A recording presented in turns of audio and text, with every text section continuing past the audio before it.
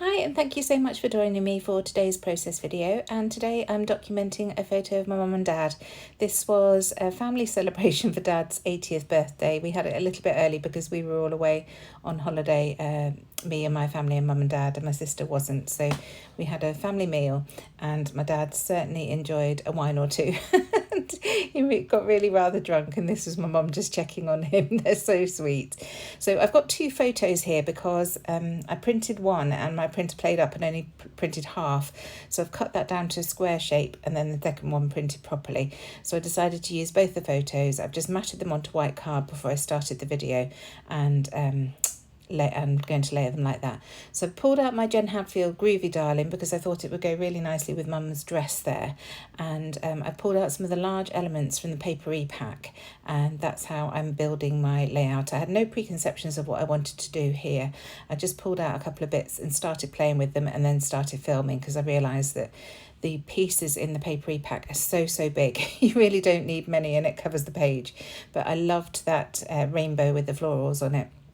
And then I saw this circle, which works really nicely to sort of mimic the rainbow further up the page. And I love this flag banner. So these are all from the papery pack. And then there's that Oh Happy Day piece, which I think is from the ephemera pack. And that's what I use to do my journaling on. So I've positioned everything roughly where I want it to be. And then I've just tacked it all together as one piece because I do want to add a little bit of mixed media to the background. I've also pulled out one of James's JD 3D print wood words, which I absolutely love. And it says wonderful because they really are. So that's why I wanted to use that, and it fits really nicely up the side of that photo. So now I'm just using a pencil to lightly mark where this block is going to go, and I have set it off to the left hand side of the page because I'm thinking I want to add some torn paper to the right hand side. So I just offset it slightly so that I can do that. But first of all, I want to bring in my mixed media. So I'm going to bring in a stencil. I think it's a Simple Stories stencil. It's just some little diamonds, and it works really nicely with these papers. And I'm going to use Fossilized Amber, which is a lovely mustardy orange. So just blending it around the corners of the layout. I don't want to bring in too much, but I don't want to cover it up. So just being careful and bringing the mat back in each time just to check that I'm happy with the positioning of the stencil. And it takes me a few goes to get this right, but I prefer to go slowly and make sure that I'm happy with the positioning rather than just go crazy and then do too much, because you can't take it off, can you? So once I've gone in with the stenciling, I am going to come in with one of my stamps from Hey Little Magpie. It's this grid stamp, and I'm using the radial one. So I'm going to use tea dye as my ink and just ink it up and put it in this bottom left hand corner, and then add it again in the top right hand corner. So again, it's just adding a little bit of interest, something a little bit different, building up those layers so it doesn't just look like diamonds in the background. And so now that's there, I'm going to come in with some splatters of the same paint just to break things up that little bit more. So just add a tiny bit of it to my glass mat, add some spray water, and then just add those splatters over those oh gosh, what is it? The blending that I've done. Oh dear, it's been a long day. So now I'm going to use my ATG to get this block stuck down over that stenciling, that's the word. And then I can start building up my layers around it.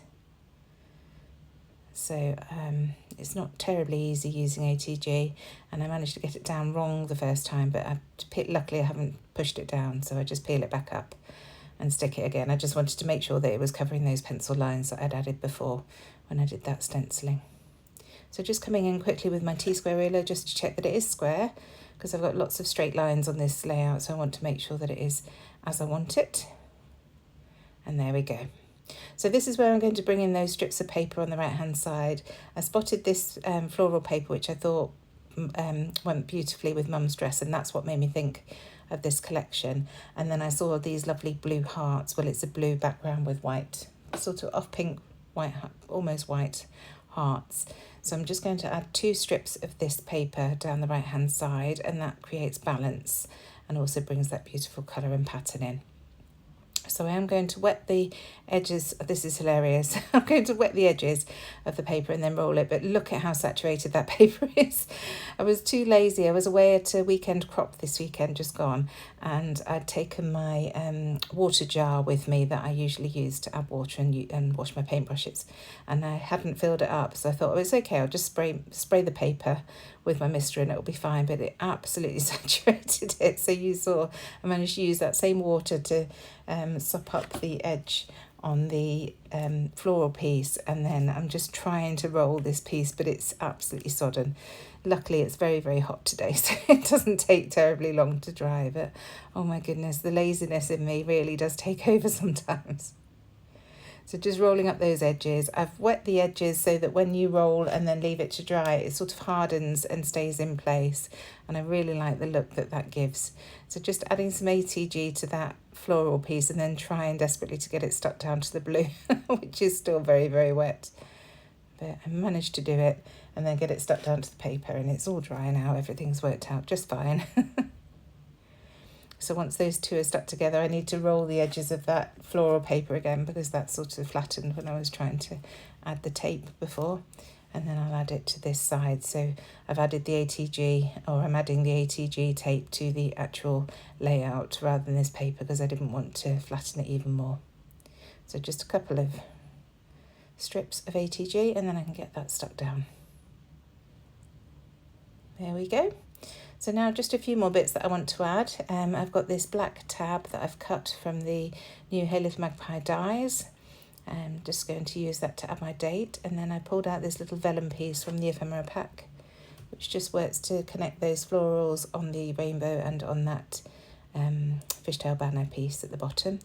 A few florals from Hey Little Magpie and that little knitted heart. These are all from the Bits and Pieces collection that we sell at Hey Little Magpie. These are great just for adding little bits and pieces to your layout, just something a bit different and adding a bit of a different texture. Just noted a couple of loose threads on that floral, so I was just trimming those off. And then this is one of the suede hearts, again from the Bits and Pieces. So I'm adding that to the join between the two photos and then coming in with the 6x12 stickers. Now I find these little glasses, which I add on initially, but they do come off. It was just a little bit too quirky for a picture of 80-year-olds. So I decided to take it off and use it on another layout in the future. And then I'm just going around, I've added a little floral sticker to that heart cluster in the bottom left-hand corner, and then I saw this circle that said happy, and I thought, well, that's just perfect to this photo. So I've added that, so I'm going to add some other bits around it so it doesn't look like it's just sitting there up on its own. So a few more florals just to finish that corner off.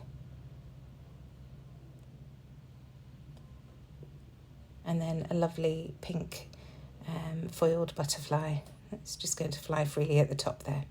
So into the sticker book, and I found another tab which layers beautifully there with that other tab. So just gluing the black one down, and I like the layering effect that you get from that. And then I'm just going to add the sticker back on. So now looking back through the sticker book to see if there's anything else, and I find this lovely flag piece. So I'm just going to add that to that bottom cluster again. And these florals are giving me trouble, not sticking, but I get them to stick eventually. Nouveau is brilliant for that. And then I find this little word piece that says joy. And I'm just going to add a metallic piece at the bottom that says you are made of magic, and I just think that works beautifully with these photos again.